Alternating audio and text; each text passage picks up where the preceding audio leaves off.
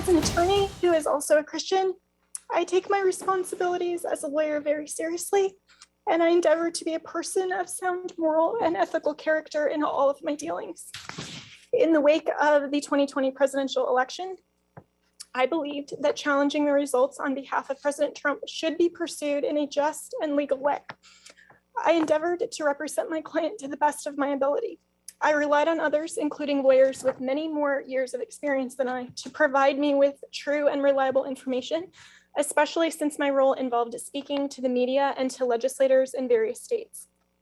What I did not do, but should have done, Your Honor, was to make sure that the facts the other lawyers alleged to be true were in fact true. Welcome back to Tipping Point. I'm your host, Kara McKinney. That was really hard to watch. That was former Trump lawyer Jenna Ellis today taking a plea deal in Georgia in the case brought by Fulton County District Attorney Fani Willis. She's pleading guilty to one count of aiding and abetting false statements in order to escape a trial by jury in which she could be found guilty by a nonpartisan jury, as we see, of far more serious crimes and then get thrown in prison for it. So I completely understand why she took the deal she did. She's expected now to get 5 years probation, a $5,000 fine to the Georgia Secretary of State's office, 100 hours of community service, and she'll have to write an apology letter to the state. Her testimony will even be used in court against the other 15 defendants remaining. She's the fourth defendant to take a plea deal so far. You'll recall a total of 19 people, including President Trump, are charged in the sprawling RICO case. Sidney Powell's one of the other big names who took a similar plea deal the other day. And this is what the media wants: the remnants of President Trump's old team in tears, begging before a judge, and a nasty propagandized public begging for their blood.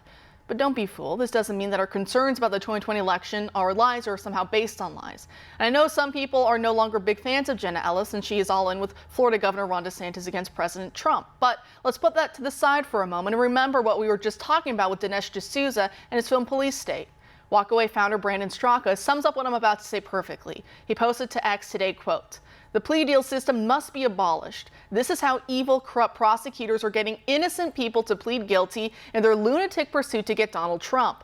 Jenna Ellis is not guilty. None of this would be happening if these prosecutors were forced to prove their cases and not abuse the law by hideously overcharging people to the point of overwhelming them financially, emotionally, and practically. Then saying, all of this goes away if you just plead guilty and apologize publicly for a wrongdoing that we're making up."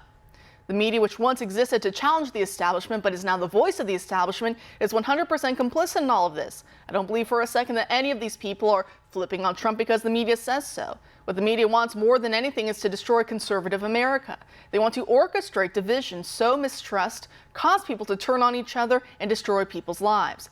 They have only one job: aid and abet the evil dealings of the Democrat Party. Don't fall for any of their lies and their narratives, end quote.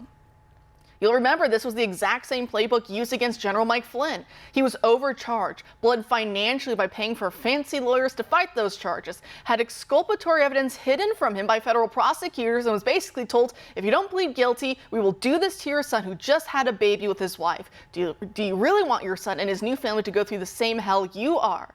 And so he initially pled guilty to something very similar to Jenna Ellis. He pled guilty to one count of willfully and knowingly making materially false statements and omissions to the Federal Bureau of Investigation, even though it wasn't true. It wasn't until he switched lawyers and brought in Sidney Powell that he revoked that plea agreement, and she was able to find all the documents that the feds were hiding. Join us now to discuss is radio host Andrea Kay, the host of the Andrea Kay Show. Andrea, thanks for being here tonight. Thanks for having me. Great. So what are your thoughts on the plea deal Jenna Ellis took? Well, I agree with others who've said today that this looks like Mao's Red Guard struggle sessions, right? In which during Mao's revolution, through a variety of different tactics, and whether it's the Red Guard themselves, they would take people through the streets and humiliate them and threaten them and beat them and use a variety of different tactics until they recounted and backtracked on any of their beliefs and spewed the state's line.